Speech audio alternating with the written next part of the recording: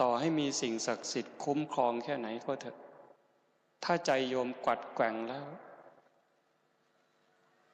หาความสุขไม่เจอแต่ความสงบของพระพุทธเจ้ารับรองว่าเป็นสุขนัตถิสันติปรังสุขขังความสุขอื่นยิ่งกว่าความสงบไม่มียิ่งใจสงบเนี่ยสงบภายนอกปกติเราอยู่บ้าน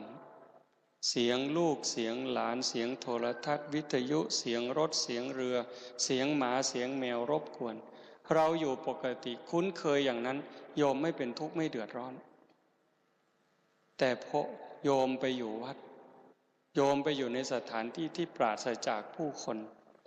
โยมรู้สึกสบายดีเงียบสงบเนาะมีความสุขเนาะอันนั้นสงบภายนอกหูไม่ได้ยินตาไม่ได้เห็นสิ่งที่ทำให้ใจดิ้นรนมากนักก็เป็นสุขเหมือนเวลานี้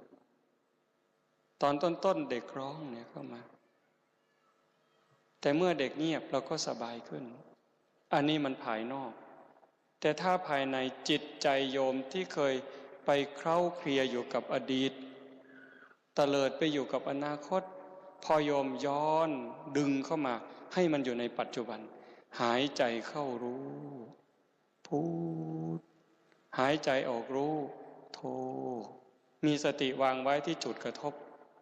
พุทโธพุทโธ10 นาที20 นาทีผ่านไปกายโยมนี่เริ่มเบาอย่าเชื่อแต่โยมดูในตัวเองกายเริ่มเบาจิตเริ่มเบาถ้า30 นาที40 นาทีอยู่กับอารมณ์ของพระกรรมฐานชัดเจนแน่นอนโยมจะกลายเป็นคนศักดิ์สิทธิ์ขึ้นมากลายเป็นคนที่มีพลังเพราะใจโยมมีพลังถ้าใจมันพักมันไม่ดิ้นรนไม่กวัดแกว่งยิ่งมันสงบมันยิ่งมีพลังตรงกันข้ามนี่กับกายเราอยากให้เรามีกำลังกายต้องออกกำลังกายต้องวิ่งต้องว่ายน้ำปั่นจักรยานเล่นอะไรก็แล้วแต่พอออกกำลังหลายวันเข้า